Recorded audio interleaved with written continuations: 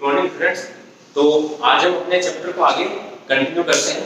Last lecture में हमने D block के जो तत्व हैं उनके धात्विक गुणधर्म के बारे में स्टडी किया था। जो अपना सामान्य गुणधर्म की बात कर रहे थे, जिनमें सबसे पहला जो गुणधर्म था अपने पास वो था धात्विक गुणधर्म, जिसके बारे में हमने आप बात की थी। भाई धातु ठोस अवस्था में होते हैं, कौन लिक्विड में होता है, चालकता, कुचालकता वगैरह के बारे में बात करी थी हमने। अब हम इस चैप्टर को आगे बढ़ाते हैं और सेकंड सामान्य गुणधर्म में चलते हैं। तो सेकंड नंबर का सामान्य गुणधर्म है वो है परमाणु आकार। तो हेडिंग डाल लीजिए आप, परमाणु आकार।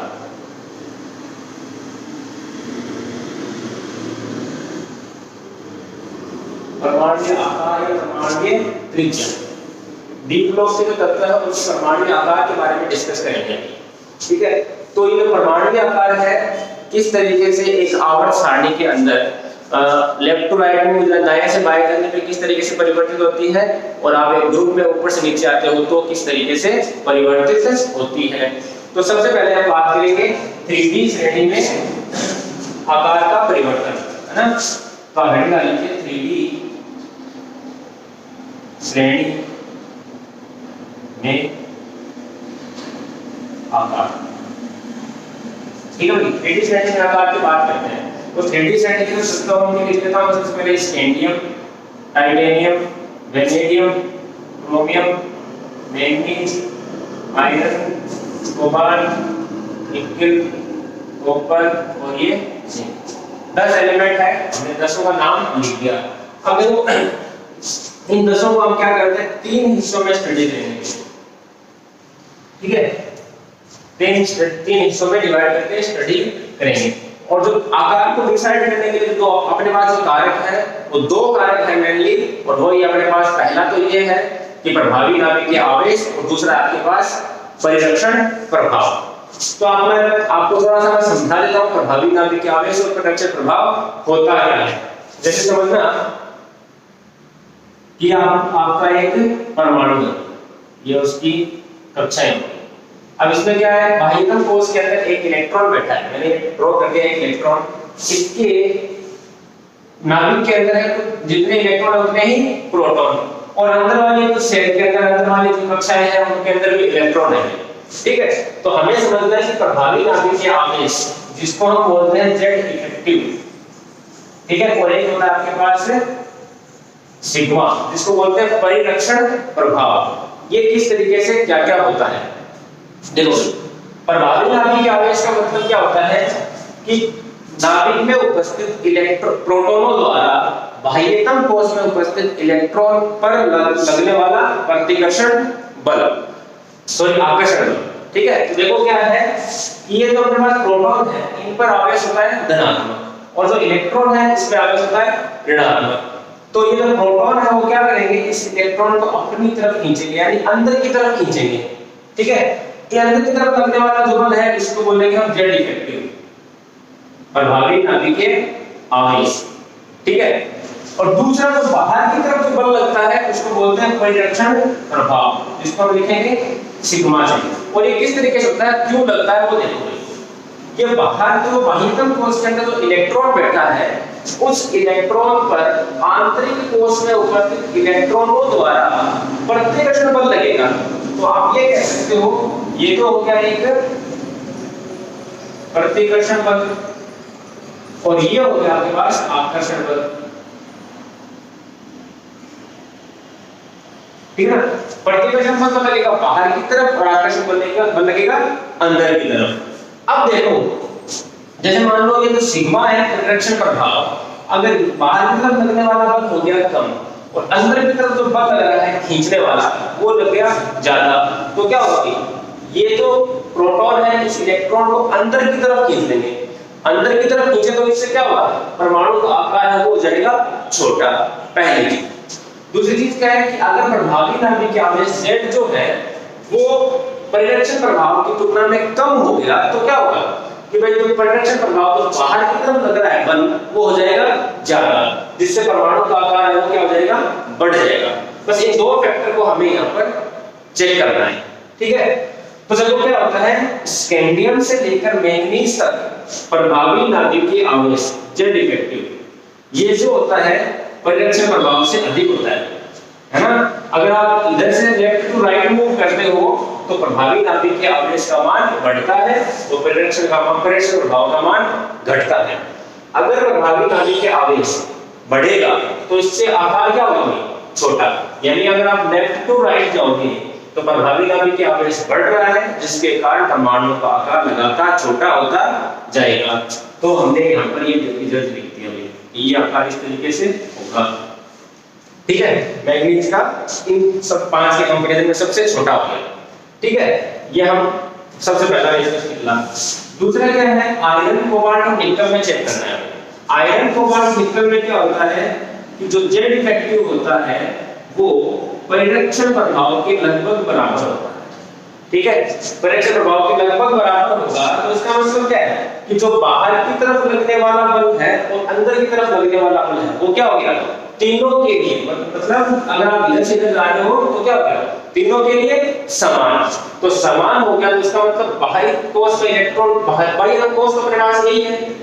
ठीक है, इसमें नई कोश तो जुड़ी नहीं है। अगर नई कोश नहीं जुड़ी है तो क्या होगा भाई, आकार सेम ही रहेगा सभी के लिए, इसलिए क्या हो जाएगा, जेड इफेक्टिव जो है सॉरी इनका आकार जो है वो लगभग समान हो जाएगा। जैसे आयरन का जो अपने पास लोहे का परमाणु का जो आकार है वो आ गया मान लो 127 पिकोमीटर, याद रखना हो तो याद रख लेना 127 पिकोमीटर। अब देखो क्या होता है कि आयरन से आप जा रहे हो कोबाल्ट में, आप एक इलेक्ट्रॉन अंदर वाली कोश में ऐड करोगे, है ना, तो इससे क्या होगा, बाह्यतम कोश में तो वही इलेक्ट्रॉन है अभी तक। ठीक है, और दूसरी बात क्या है, ना ही हमने कोई बाह्य एक नई कोई कक्षा का ऐड किया इसमें, तो इससे क्या होगा भाई, प्रभावी जो अपने पास नई कक्षा नहीं बढ़ेगी तो आकार भी नहीं बढ़ेगा। और जेड इफेक्टिव सिग्मा दोनों बराबर है तो आकार जैसा आयरन का जैसा कोबाल्ट का रहेगा वैसा ही निकल का रहेगा। ठीक है, ये दो कारक। फिर आता है अपने पास थर्ड में क्या होता है कि सिग्मा परिरक्षण प्रभाव जो होता है वो प्रभावी नाभिकीय आवेश की तुलना में अधिक प्रभावी हो जाता है। तो प्रभावी हो गया, सिग्मा का मान हो गया ज्यादा, इसका सिग्मा का मान कम, इसका सिग्मा का मान ज्यादा, यानी बाहर की तरफ लगने वाला बल हो गया ज्यादा, तो परमाणु का आकार भी क्या होगा, बढ़ेगा। तो इसका मतलब ठीक है, ये इस तरीके से रिजल्ट रहेगा भाई इनका। ठीक है, जैसे ये 127 पिकोमीटर है तो ये अपने पास 126 और ये 125 पिकोमीटर, लगभग वैल्यू जो है वो समान रहेगी, एकदम परमाणु आकार एकदम लगभग समान रहेगा। ये तो हो गया अपने पास 3D श्रेणी के अंदर परमाणु का आकार। तो ये आप सबसे पहले इसको बनाओ, मैं आपको इसको थ्योरेटिकली लिखवा देता हूँ, फटाफट बनाओ।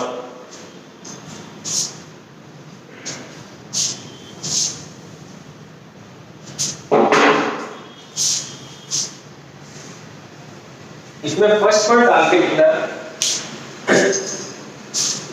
स्कैंडियम से मैंगनीज तक जाने पर, स्कैंडियम से मैंगनीज तक जाने पर 3D श्रेणी में प्रभावी नाभिकीय आवेश का मान, प्रभावी नाभिकीय आवेश परिरक्षण प्रभाव की तुलना में अधिक प्रभावी होता है, परिरक्षण प्रभाव की तुलना में अधिक प्रभावी होता है, जिससे स्कैंडियम से मैंगनीज तक परमाणुीय आकार लगातार घटता जाता है, इससे स्कैंडियम से मैंगनीज तक परमाणुीय आकार लगातार घटता जाता है। फर्स्ट पॉइंट तो ये हुआ। सेकंड पॉइंट लिखिए आगे, लिखना आयरन से निकल यानी Fe से Ni तक प्रभावी नाभिकीय आवेश तथा सिग्मा, प्रभावी नाभिकीय आवेश तथा परिरक्षण प्रभाव दोनों समान रूप से प्रभावी होते हैं, दोनों समान रूप से प्रभावी होते हैं। अतः बाएं से दाएं जाने पर परमाणुीय आकार में परमाणुीय आकार में कोई परिवर्तन नहीं होता है।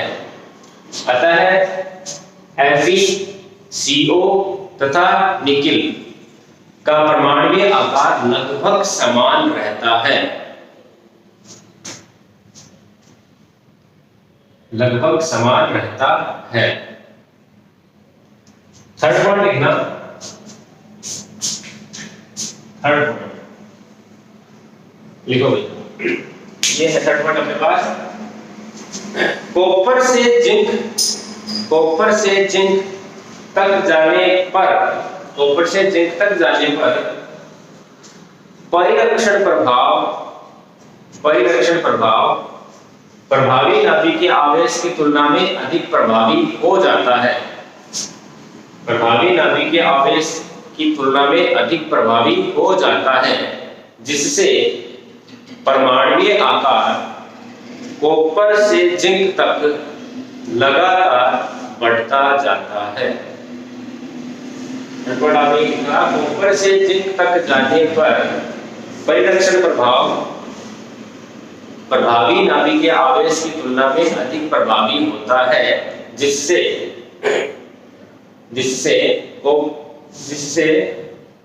कॉपर से जिंक तक जाने पर परमाणुीय आकार लगातार बढ़ता जाता है। ये हो गया अपने पास 3D श्रेणी, यही अपने पास 4D में रहेगा और यही 5D में रहेगा। यानी अपने पास आवर्त के अंदर आकार जो है वो इसी तरीके से ही परिवर्तित होगा। तो आप फटाफट इसको लिखो, 3 पॉइंट हो गया अपने पास। आगे अपन चलते हैं, कंटिन्यू करते हैं। देखो भाई, इसमें एक चीज और है, वो और देखना क्या चीज है। अगर किसी को ये लग रहा है कि ये जेड इफेक्टिव यानी प्रभावी नाभिकीय आवेश जो है वो सिग्मा की तुलना में बड़ा क्यों है, इसका रीजन जो है एक्सपेरिमेंट है कि आप या तो आप कैलकुलेट कर लो प्रभावी नाभिकीय आवेश वाला फॉर्मूले से, ठीक है। तो आप कैलकुलेट करोगे तो सिग्मा और जेड इफेक्टिव का मान जो है वो इसी तरीके से ही रिलेशन में आएंगे, ठीक है। यहाँ पर सिग्मा और जेड दोनों क्या रहेंगे, लगभग बराबर। उस वाले में सेम वही जो आपको सामने लिखा हुआ है कि परिरक्षण प्रभाव जेड इफेक्टिव की तुलना में अधिक प्रभावी होता है। ये आपको याद भी रखना है, ऐसे समझ लो। अगर आप कैलकुलेट करके निकालो तो वैसे निकाल लो, ठीक है। लेकिन जहां तक क्वेश्चन लो, आप सीक्वेंस को इसी तरीके से ध्यान में रखोगे। पहले आप क्या ध्यान रखोगे इसमें कि स्कैंडियम से लेकर मैंगनीज तक लगातार आकार छोटा होता जाता है, फिर उसके बाद लगभग बराबर हो जाता है, फिर लास्ट वाले दो में आकार वापस बढ़ने स्टार्ट हो जाता है, ठीक है। अब हम चलते हैं वर्ग में परमाणुीय आकार।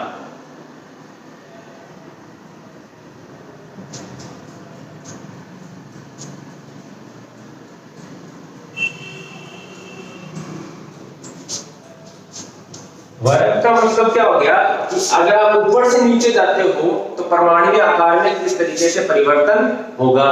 तो ऊपर से नीचे का मतलब क्या हो गया, 3D श्रेणी से आप जा रहे हो 4D और फिर जा रहे हो 5D।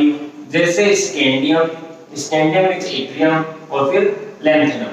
अगर आपको इन तीनों में आकार का क्या करना है, तुलना करनी है आकार की, तो आप किस तरीके से करोगे उसके बारे में स्टडी करेंगे, ठीक है ना। तो देखो भी देखो, हमें ज्ञात है कि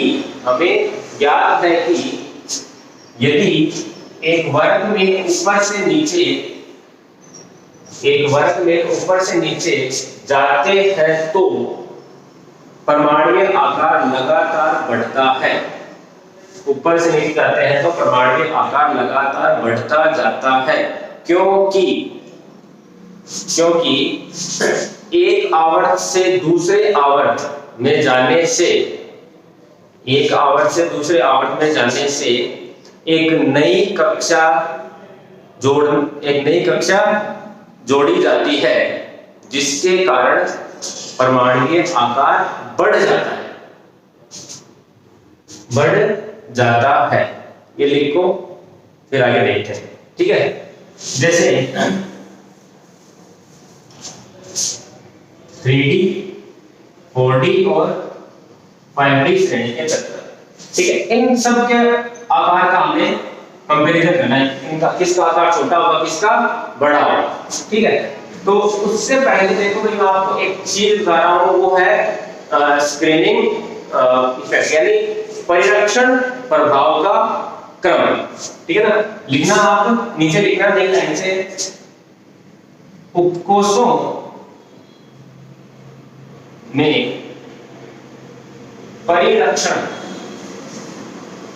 प्रभाव का बढ़ता क्रम, परिरक्षण प्रभाव का बढ़ता क्रम वो क्या होता है देखो, सबसे अधिक होता है S का, उससे कम होता है T उपकोष का, फिर उसके बाद होता है D का, तो D से कम होता है F का, और F से कम होता है G का। मतलब कहने का ये हो गया S जो कोष है, S कोष नहीं सॉरी, S जो आपके पास उपकोष है ना, S उपकोष के अंदर क्या होगा, परिरक्षण प्रभाव का मान सबसे अधिक होता है, ठीक है ना। F के अंदर परिरक्षण प्रभाव का मान सबसे कम होता है।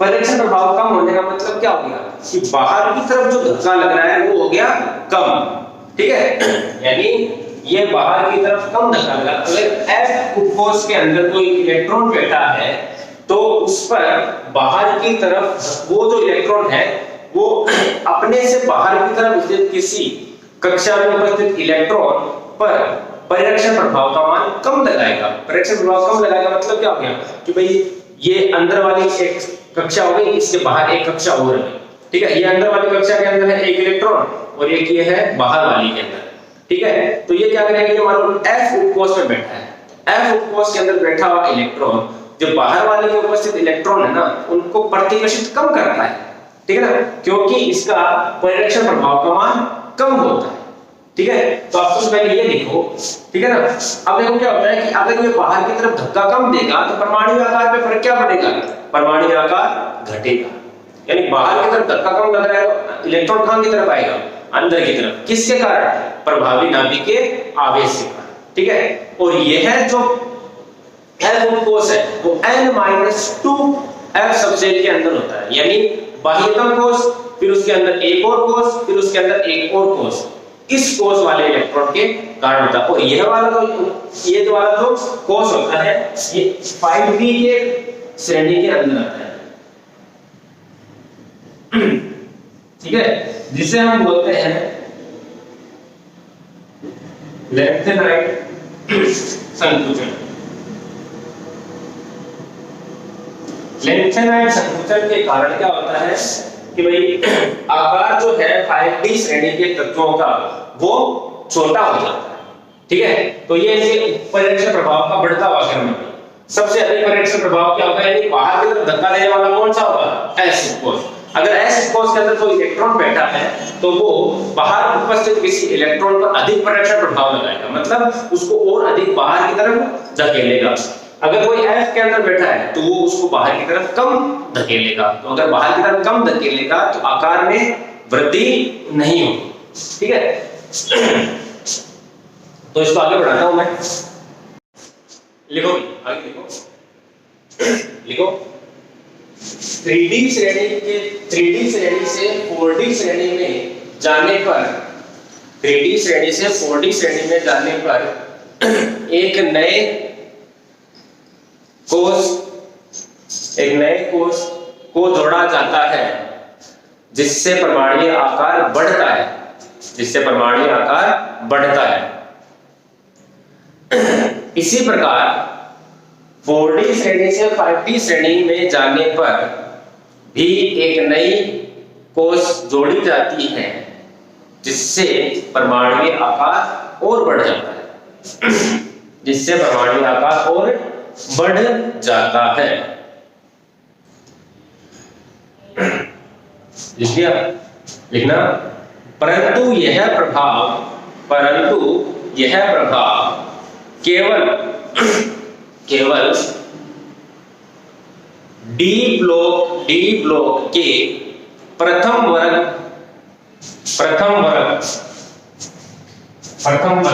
ब्रैकेट में देना, स्कैंडियम, इट्रियम तथा लेंथेनम पर ही लागू होता है, शेष आवर्तों पर, शेष वर्गों पर यह प्रभाव लागू नहीं होता है, क्योंकि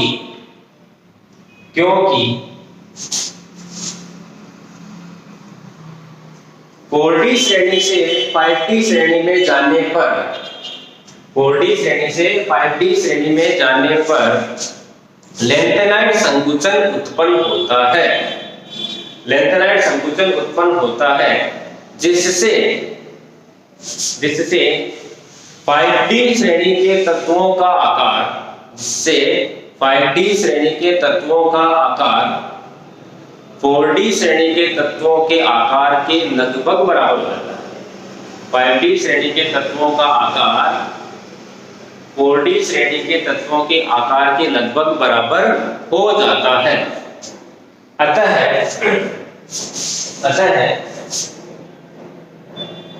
शेष वर्गों में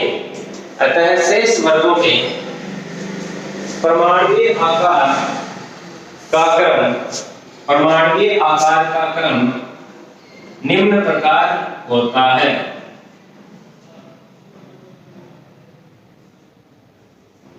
और ये लिख देना, ठीक है। इनमें क्या होगा, इनमें तो ऊपर से नीचे जाओगे तो आकार लगातार बढ़ेगा, ठीक है ना, ये वाला, ठीक है। और इनमें क्या होगा भाई, तो लैंथेनाइड के बाद, लैंथेनम के बाद में आते हैं, उनमें क्या होगा भाई कि भाई 3D, जैसे मान लो आपने लिया इसमें बाद आपके पास टाइटेनियम, इट्रियम के बाद आता है आपके पास जिरकोनियम, और Na के बाद आता है आपके पास HF।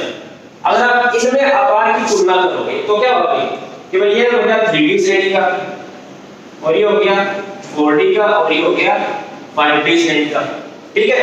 अब देखो क्या होता है कि 4D और 5D श्रेणी का तत्वों का जो आकार है वो होता है लगभग समान, यानी HF का जो आकार है वो ZR के लगभग बराबर होगा, और जो टाइटेनियम है उसका आकार ZR से भी छोटा होगा। कारण क्या लिखोगे, लैंथेनाइड संकुचन। लैंथेनाइड संकुचन के कारण HF तथा ZR का आकार लगभग समान हो जाता है, ठीक है। ये सीक्वेंस आपको ध्यान रखनी है। तो अब देखो भाई, जैसे मान लो आपके पास एग्जांपल के तौर पे आपको मैं दूं, जैसे जिंक, कैडमियम और मरकरी, इनमें परमाणु आकार की तुलना करो तो कैडमियम और मरकरी का आकार तो लगभग समान, और जिंक का आकार और छोटा, ये रहा, ठीक है। इस तरीके से हम तुलना करेंगे आकार में, किसमें, वर्ग में। एक वर्ग में ऊपर से जाएंगे तो आपको ध्यान रखना है कि जो पहली लाइन है अपने पास, पहला वर्ग है, उस पहले वर्ग में तो आप वो सेम कि भाई ऊपर से नीचे जाने का आकार बढ़ता है, लेकिन पहले के बाद का अगर कोई वर्ग आ गया तो उसमें आप क्या लिखोगे, तीसरे 3D श्रेणी का आकार सबसे छोटा, उससे बड़ा हो गया 4D का, और 4D 5D का आकार लगभग समान रहेगा, ठीक है। ये आप लिखो फटाफट। इसको मैं क्या करता हूं, आप हेडिंग डाल लीजिए लैंथेनाइड संकोचन, और हम उसको इसमें लिख लेते हैं और एक्सप्लेन करके आप फिर लिख लेना, ठीक है। तो आप हेडिंग डालिए लैंथेनाइड संकोचन, लिखो भाई, देखो 5D सीरीज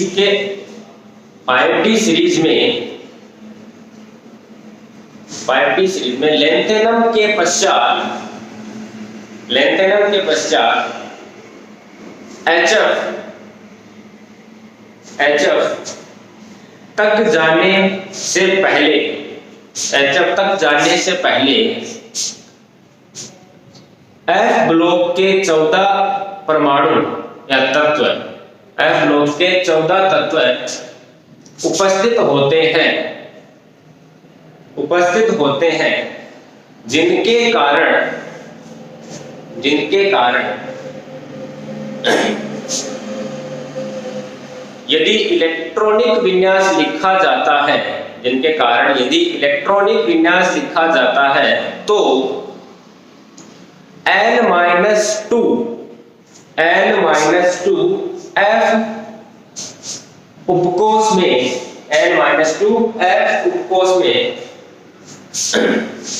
14 इलेक्ट्रॉन लगातार भरे जाते हैं। 14 इलेक्ट्रॉन लगातार भरे जाते हैं। ये इलेक्ट्रॉन F उपकोष में उपस्थित होने के कारण इनका परिरक्षण प्रभाव नगण्य होता है, जिससे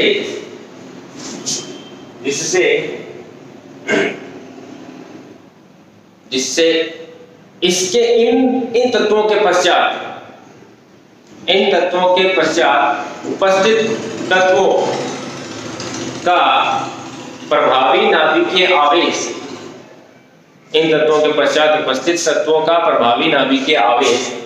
बढ़ जाता है। वह आकार में कमी उत्पन्न होती है। इस प्रभाव को लेंथेनाइड संकुचन कहते हैं। ठीक है। तथा एक वर्ग में 3D 4D तथा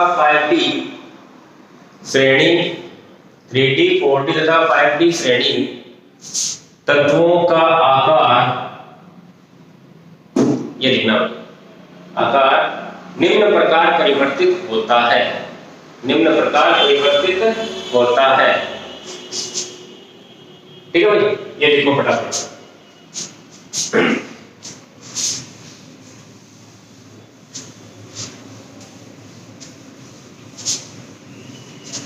एक बार और समझाता हूं, इस चीज को थोड़ा समझना। देखो क्या है,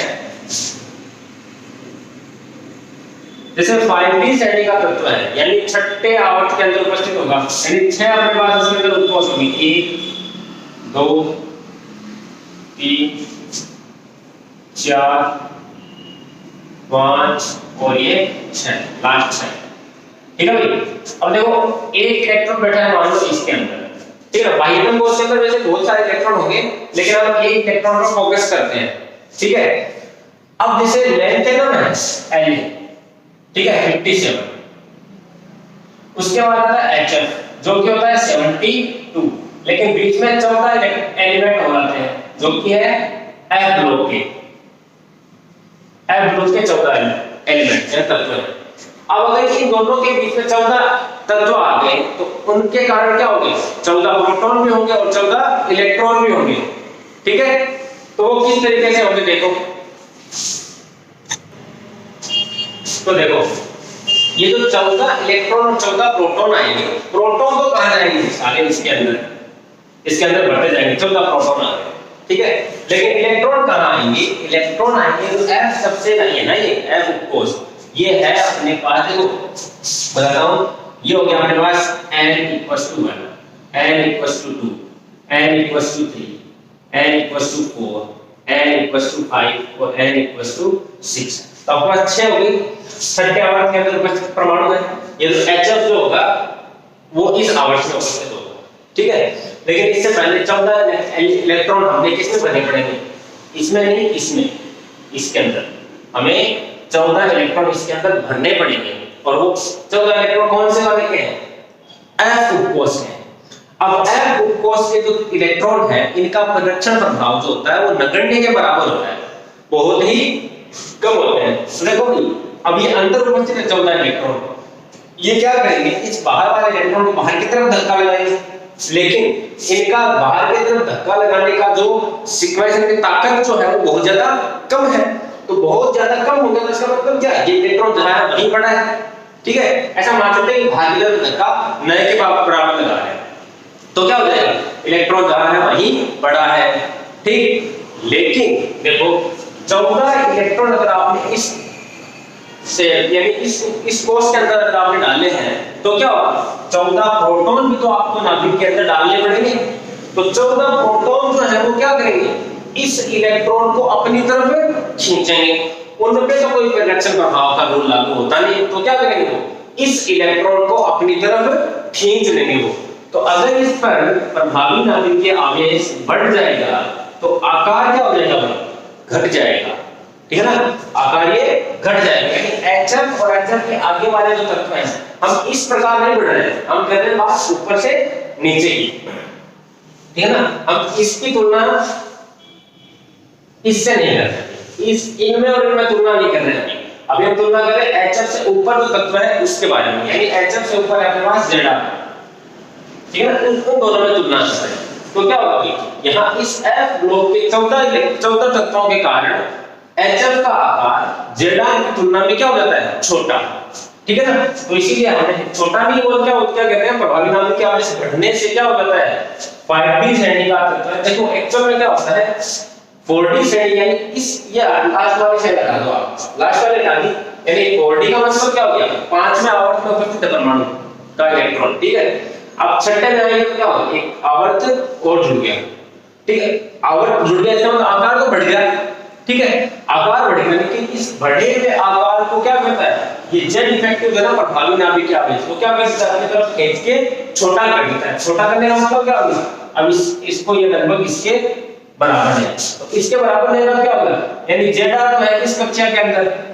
ठीक है, और HF हो गया इस कक्षा के अंदर, तो इनका आकार क्या है लगभग बराबर, ठीक है। आई बात समझ में, इस प्रभाव को बोलते हैं लेंथेनाइड संकुचन, ठीक है।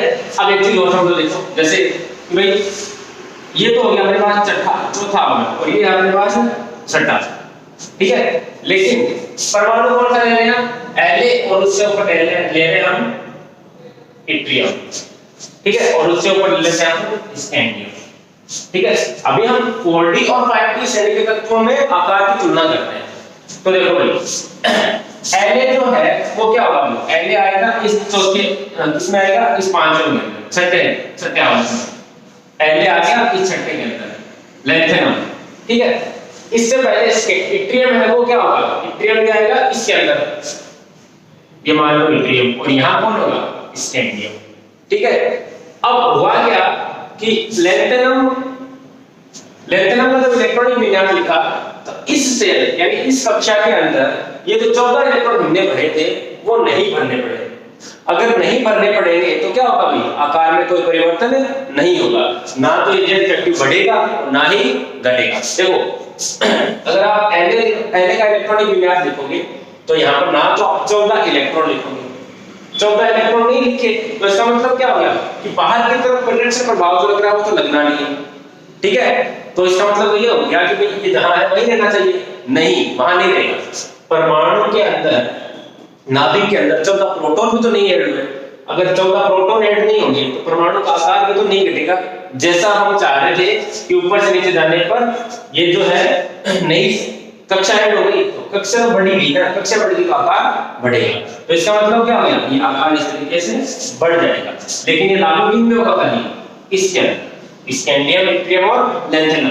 लेकिन जैसे आप लेंथेनम से आगे बढ़ोगे है ना, तो आकार क्या हो जाएगा, 5वीं श्रेणी के जो तत्व हैं 5D श्रेणी, उनके तत्वों का आकार 4D के तत्वों के आकार के बराबर आ जाता है। ये होता है लेंथेनाइड संकुचन। फटाफट इसको लिखो, ये बनाना हो तो आप बनाओ फटाफट इसको।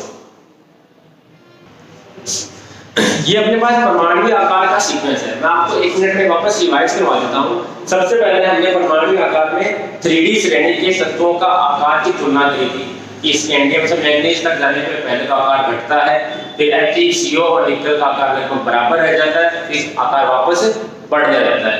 फिर हमने देखा कि आप अगर आवर्त में आप आकार की तुलना करो तो क्या होगा, आवर्त के अंदर ऊपर से नीचे जाने पर आकार बढ़ता है, ये हमें पता है, ठीक है। लेकिन पहली वाली जो श्रेणी थी स्कैंडियम, इट्रियम और Na, इन पे तो आकार जैसे सेम टू सेम ऊपर नीचे जाएगा आकार बढ़ेगा।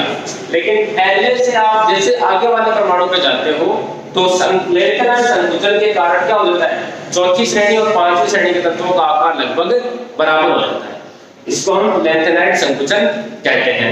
ये हो गया अपने पास आज का परमाणु आकार का टॉपिक। इसके बाद हम नेक्स्ट आगे जो है नेक्स्ट क्लास में कंटिन्यू करेंगे।